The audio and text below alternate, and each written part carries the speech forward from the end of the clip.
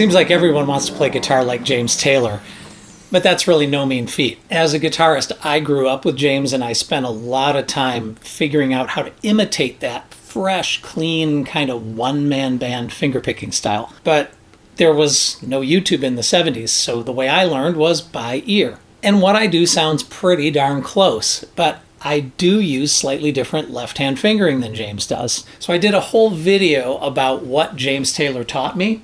I play excerpts from a bunch of his songs, and I explain some of the subtleties that make JT such a fine and original player.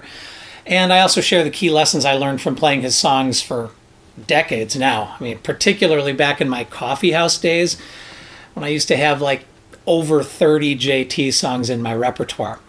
So last week, one of my subscribers named Alan reached out. He paid me a big compliment. He said he'd been playing JT songs in his live act for years and that people think he sounds really good doing it, but that he knows he hasn't mastered the details.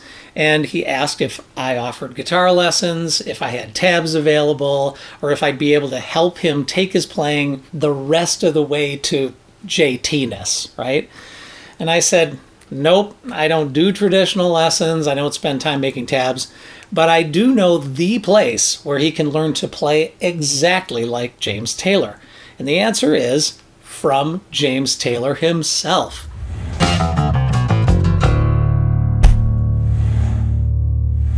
See, most people don't know this, but back in 2010, James did a series of official James Taylor guitar lessons, and they're free on YouTube. It's actually a series of 12 videos, and he teaches 8 of his best songs. That includes Country Road, Fire and Rain, Carolina in My Mind, and Secret of Life. And the first video shows you the secret of how he strengthens his fingernails to get that precise, clean tone. And there's a bonus lesson showing how he wide tunes his guitar. Each string is a specific number of cents flat. And the low E string gets a full minus 12 cents. And that compensates for capo pressure. It also compensates for the bass strings tending to ring sharper than they're tuned. I mean, it's unique, right? But it sounds really good on most guitars. So the beautiful thing about James's official lessons is that he shows you what both hands are doing from multiple close-up angles. So you can see the fretting hand from the player's perspective, and there's even a camera inside the guitar showing you what his picking hand is doing. So it's really the resource if you want to learn his songs his way.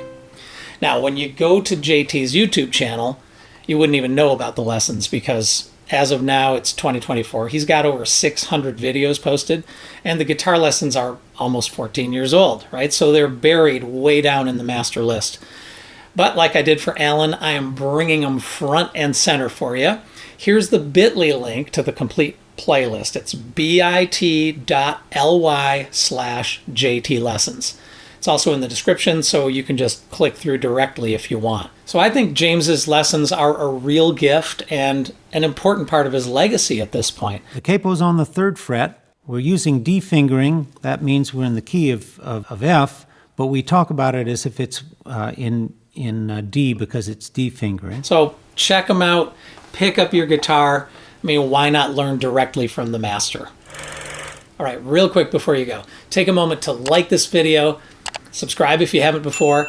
I really love sharing gems like this and inspiring you to play, sing, and listen with an open heart, mind, hands, voice, and ears. All right, more to come. You can start right here.